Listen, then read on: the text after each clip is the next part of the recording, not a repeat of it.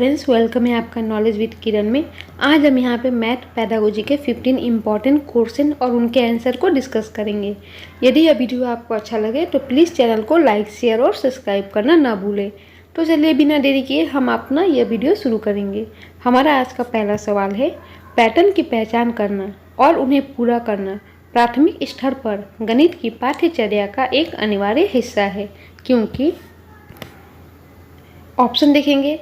छात्रों में सृजनात्मकता और कलात्मक गुणों को विकसित करना, विद्यार्थियों को प्रतियोगी परीक्षाओं के लिए तैयार करता है, सुडोकू पहेली को हल करने में विद्यार्थियों की सहायता करता है, या फिर यह विद्यार्थियों में सृजनात्मक को बढ़ावा देता है और संख्याओं तथा सक्रियाओं की विशेषताओं को समझने में उनकी सहायता करता है। देखिए पैटर्न क्या है, जैसे ए आया या फिर उसके बाद सी आया, बीच में क्या होगा, या फिर 4 आया उसके बाद 8 आया तो बीच में हमने प्लस किया, इंटू किया, माइनस किया, क्या किया, तो इन सब के बारे में बच्चा सीखेगा। तो यहाँ पे हमारा ऑप्शन डी बिल्कुल सही जवाब होगा कि विद्यार्थियों को एक तो उनका माइंड क्रिएटिव बनेगा, है कि नहीं, और वो संख्याओं तथा सक्रियाओं का मीनिंग है जहाँ पे प्लस, माइनस, इंटू, डिवाइड, इन सब के बारे में बच्चे जाने, उसको सक्रियाओं कहा गया है। तो इन सब की विशेषताओं को भी बच्चा समझेगा कि इसके पहले क्या आएगा, इसमें प्लस किया हुआ है कि माइनस किया हुआ है, इन सब के बारे में बच्चा सोचेगा। तो हमारा ऑप्शन डी यहाँ पे सही जवाब होगा। आगे बढ़ेंगे। हमारा दूसरा सवाल है, गणित में गणना करने संबंधी कौशलों को किसके द्वारा बढ़ाया जा सकता है। क्या बोला गया है, गणना करने संबंधी कौशलों को बढ़ाना है, किसके द्वारा। ऑप्शन देखिए, केवल एल्गोरिदम का वर्णन करके, कक्षा में अभ्यास हेतु क्रियाशील गतिविधियों का आयोजन करके, संकल्पना और प्रतिभाओं को स्पष्ट करने के बाद अधिक से अधिक अभ्यास कराना, या फिर केवल संकल्पनात्मक ज्ञान देकर। देखिए जहाँ आपका केवल ऑप्शन रहे वैसे ही रॉन्ग है कि नहीं। और यहाँ पे ऐसा नहीं है कि हम केवल एल्गोरिदम यानी जो पहले से नियम चला आ रहा है बिना किसी बदलाव को उसी को हम फॉलो करेंगे, ये ऐसा बिल्कुल नहीं है। ऐसा नहीं कि केवल हम उनको कॉन्सेप्चुअल ज्ञान देंगे, नॉलेज देंगे। अधिक से अधिक अभ्यास कराना, यह नेगेटिव है। तो यहाँ पे बचा ऑप्शन बी, और ऑप्शन बी हमारा सही जवाब ऐसे भी होगा क्योंकि यहाँ पे देखिए बोला गया है बच्चों को क्रियाशील गतिविधियों का आयोजन करके अधिक अभ्यास करना है, जिससे बच्चे एक्टिव बने और एक्टिव रहे, सक्रिय होकर गणित को सीखें। तो यहाँ पे हमारा ऑप्शन बी है सही जवाब। हमारा थर्ड नंबर सवाल है, कक्षा 3 के विद्यार्थियों को संख्या पद्धति पढ़ाने का उद्देश्य है। कक्षा 3 के विद्यार्थी है, उनको संख्या पद्धति पढ़ाने का उद्देश्य क्या है। ऑप्शन देखिए, संख्याओं को सैकड़ा, दहाई, इकाइयों के समूह के रूप में देखना और स्थानीय मान की सार्थकता को समझना, 4 अंकों वाली संख्या के योग और व्यकलन कौशल में प्रवीणता प्राप्त करना। व्यकलन का मतलब हो यहाँ पे माइनस, सब्ट्रैक्शन। बड़ी संख्या को पढ़ने के कौशल में प्रवीणता प्राप्त करना, या फिर 6 अंकों तक गणना करना। देखिए ऐसा नहीं है कि बस केवल 6 अंकों तक गणना करें, या फिर बड़ी संख्याओं को पढ़ना उनके लिए आरामदायक हो, आराम से पढ़ने में वो कौशल हो, या फिर 4 अंकों वाली संख्या का प्लस और माइनस कर पाए।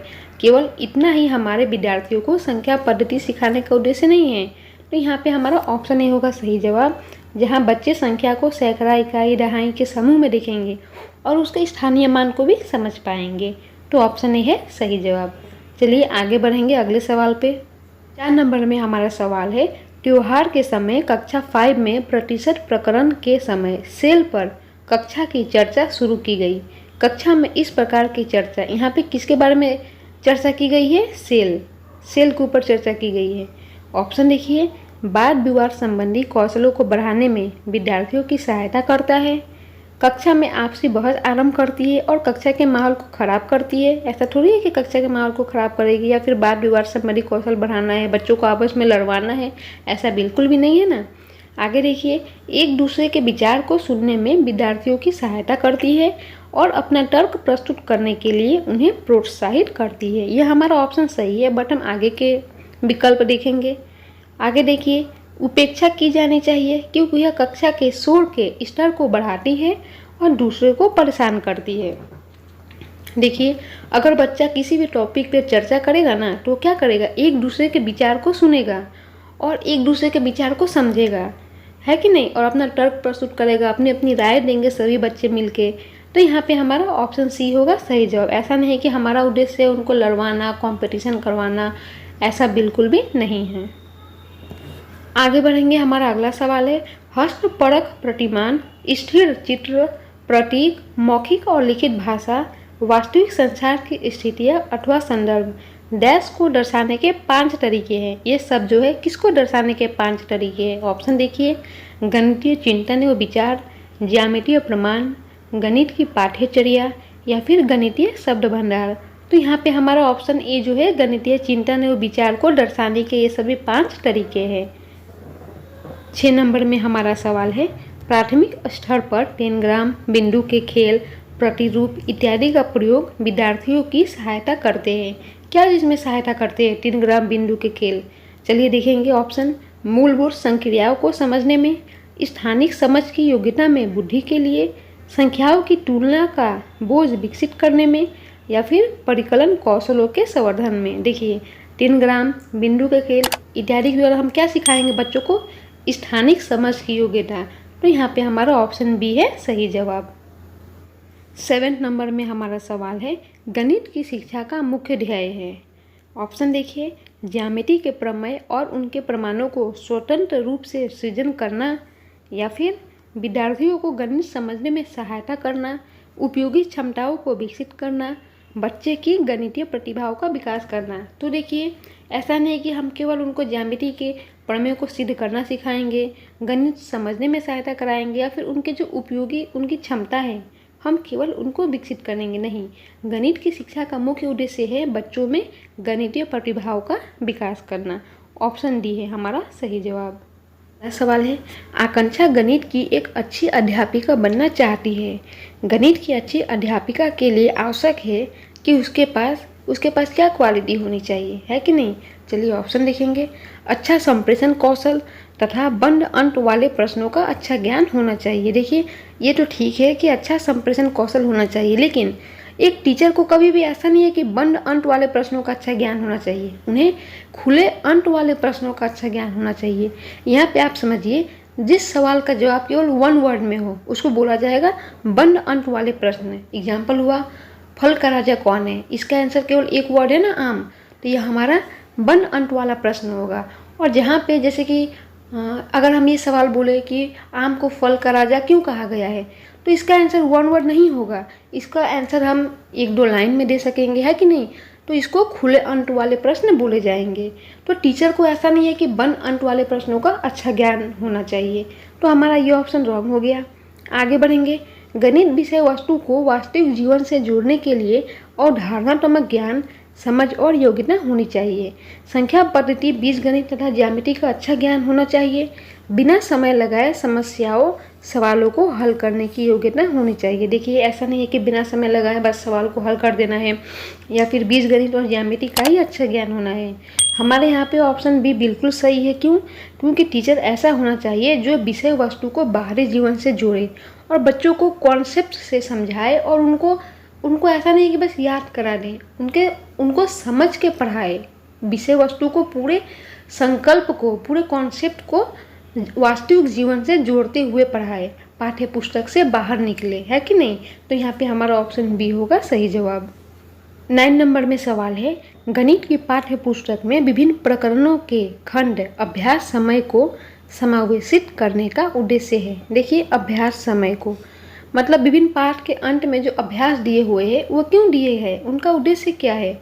ऑप्शन देखिए, विद्यार्थियों को आनंद व मस्ती प्रदान करना, दैनिक जीवनचर्या में बदलाव करना, समय का बेहतर सदुपयोग सुनिश्चित करना या फिर विस्तृत अधिगम अवसर प्रदान करना। देखिए ऐसा नहीं है कि उनको आनंद या मस्ती हमें देना है और जीवनचर्या में चेंजेस लानी है या फिर टाइम का बेहतर उपयोग करना है। हम अभ्यास खंड को क्यों दिया गया है किसी भी पाठ के अंत में, ताकि उसके अधिगम को विस्तार मिले, है कि नहीं? विस्तृत अधिगम अवसर प्रदान हो। तो यहाँ पे हमारा ऑप्शन डी होगा सही जवाब। पे हमारा 10 नंबर में सवाल है, यदि एक विद्यार्थी को संस्थाओं और, देखिए यहाँ पे संस्थाओं नहीं होगा, एक्चुअली संख्याओं होगा, ठीक है? थोड़ा मिसप्रिंट हो गया है, इसके लिए सॉरी। आप समझने की प्रयास करिए। यहाँ पे होगा संख्याओं और परिकलन में समस्या हो रही है तो उसमें असमर्थता हो सकती है, जिसका नाम है, यानी बच्चों को मैथ में प्रॉब्लम है कि नहीं, संख्या में, प्लस माइनस इत्यादि में। तो वह उसकी जो प्रॉब्लम है उसको क्या बोला जाएगा? देखिए, लेखन अक्षमता, गणितीय, ऑफ कोर्स ना, गणित से प्रॉब्लम है तो हम क्या बोलेंगे? गणितीय अक्षमता यानी डिसकैलकुलिया। पर आगे का ऑप्शन देखिए, दृश्य स्थानिक संगठन में असमर्थता या फिर पठन अक्षमता, ऐसा कुछ नहीं है ना, उसको गणित में प्रॉब्लम है यानी उसको डिसकैलकुलिया है। तो यहाँ पे हमारा ऑप्शन बी होगा सही जवाब।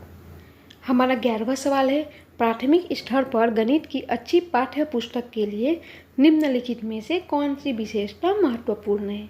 ऑप्शन देखिए, उसमें अवधारणाओं का परिचय संदर्भों के द्वारा दिया जाना चाहिए, इसमें केवल बहुत से अभ्यास होने चाहिए जिसके द्वारा अभ्यास किया जा सके, वह आकर्षक और रंगीन होनी चाहिए, वह मोटी और बड़ी होनी चाहिए। देखिए, बुक की बात की गई है ना, तो ऐसा नहीं है कि वह मोटी बड़ी होनी चाहिए, आकर्षक और रंगीन होनी चाहिए, या फिर ऐसा बुक जिसमें बस अभ्यास दिए हुए हो, बच्चे बस प्रैक्टिस करें। तो ये सब ऐसा कोई नहीं है कि ये सब हमारी एक बुक की विशेषता है। तो ये हमारा तीनों रॉन्ग हुआ, बच्चा हमारा ऑप्शन नहीं हुआ, हमारा सही जवाब होगा। देखिए, उसमें बोला भी है, उसमें अवधारणाओं का परिचय संदर्भों के द्वारा दिया जाना चाहिए, तो इसीलिए हमारा ऑप्शन नहीं हुआ सही जवाब। देखिए, यहाँ पे 12वां सवाल है, गणित की कक्षा में संप्रेषण का उल्लेख किस क्षमता का विकास करता है? ठीक है, गणितीय विचारों को सुव्यवस्थित, संचित और स्पष्ट करना, दंड आरेख यानी बार ग्राफ को देखकर आंकड़ों का अर्थ लगाना, कक्षा में पूछे गए प्रश्नों का तुरंत जवाब लेना, गणित की समस्याओं पर दूसरे के विचार का खंडन करना। देखिए, गणित की कक्षा में संप्रेषण बोला गया है यानी कम्युनिकेशन। तो ऐसा नहीं है ना कि बस समस्याओं पर दूसरे के विचार को हम खंडन करेंगे, यानी किसी के जवाब को हम नहीं मानेंगे सही, ऐसा नहीं है। ऐसा भी नहीं है कि कक्षा में बच्चों बस जल्दी से जवाब दे पाए, प्रश्न पूछा टीचर ने तुरंत जवाब दे दिया, या फिर बार ग्राफ को देखकर आंकड़ों का अर्थ लगाना, ऐसा कुछ नहीं है। यहाँ पे संप्रेषण के उल्लेख की बात की गई है। तो यहाँ पे हमारा आंसर होगा गणितीय विचारों को सुव्यवस्थित, संचित और स्पष्ट करना। हमारा ऑप्शन ए होगा यहाँ पे सही जवाब। आगे बढ़ेंगे, हमारा अगला सवाल है, प्राथमिक अवस्था में गणित के रचनात्मक मूल्यांकन में अंतर्निहित है। यहाँ पे बात की गई है रचनात्मक मूल्यांकन में क्या अंतर्निहित है। ऑप्शन देखिए, सामान्य त्रुटि को पहचानना, कार्य प्रणाली के ज्ञान और विश्लेषणात्मक प्रतिमाओं की परीक्षा, विद्यार्थियों में श्रेणी और रैंकिंग, या फिर अधिगम में असंगति को और शिक्षण की कमियों को पहचानना। देखिए, ऐसा नहीं है ना कि हम विद्यार्थियों को उनके रैंक के अनुसार, उनके नंबर के अनुसार बांटेंगे, ऐसा नहीं है। ये भी नहीं है कि बस उनके गलती को पहचानना है, विश्लेषणात्मक प्रतिमाओं की परीक्षा लेनी है। हमारा रचनात्मक मूल्यांकन क्या है? हम बच्चों के प्रॉब्लम को समझेंगे और उसी के द्वारा अपने शिक्षण में सुधार करेंगे, यानी बच्चों के प्रॉब्लम को भी समझेंगे और शिक्षण की कमियों को भी पहचानेंगे। तो यहाँ पे हमारा ऑप्शन डी होगा सही जवाब। आगे बढ़ेंगे हम, हमारा अगला सवाल है, प्राथमिक स्तर पर गणित की पहेलियाँ हेल्प करती है, मदद करती है कक्षा में प्रतिभा संपन्न विद्यार्थियों को पहचानने में, विद्यार्थियों को मनोरंजन प्रदान करने में, समस्या समझाने की कौशलों को परखने में, या फिर समस्या समझाने के कौशलों को प्रोत्साहित करने में। देखिए, ऐसा नहीं है ना कि बस हम प्रतिभा संपन्न विद्यार्थियों को पहचानेंगे, उनको मनोरंजन प्रदान करेंगे, या फिर समस्या समझाने की कौशलों को परखने में, ऐसा नहीं है। यहाँ पे हमारा ऑप्शन डी सही जवाब है। क्यों? क्योंकि यहाँ पे बोला गया है समस्या समझाने के कौशलों को प्रोत्साहित करने में। गणित की पहेलियाँ हमको हेल्प करती है, समस्या समाधान के कौशलों को हम कैसे अपने अंदर लाए, कैसे उसको विकसित करें, इसके लिए वो हमें हेल्प करती है, हमें इनकरेज करती है। यहाँ पे हमारा आज का आखिरी सवाल है। देखिए, निम्नलिखित में से कौन सा कथन सही है? संख्या 9 के बाद शून्य का परिचय दिया जाना चाहिए, स्थानीय मान सिखाते समय शून्य का परिचय दिया जाना चाहिए, जानने वाले प्रथम संख्या शून्य होनी चाहिए, या फिर बच्चों में संख्या ज्ञान विकसित होने के बाद शून्य का परिचय दिया जाना चाहिए। देखिए, यहाँ पे बोला गया है कि शून्य का परिचय बच्चों को कब दिया जाना चाहिए। तो 9 संख्या 9 पढ़ाने के बाद उनको शून्य का परिचय दिया जाना चाहिए, ऐसा नहीं है। स्थानीय मान सिखाते समय ऐसा भी नहीं है, और ऐसा भी नहीं है कि बच्चों शुरुआत में ही शून्य को जानने सीख लें। तो यहाँ पे हमारा ऑप्शन डी सही जवाब है कि बच्चों में संख्या ज्ञान विकसित होगी, उसके बाद हम उन्हें शून्य का परिचय देंगे।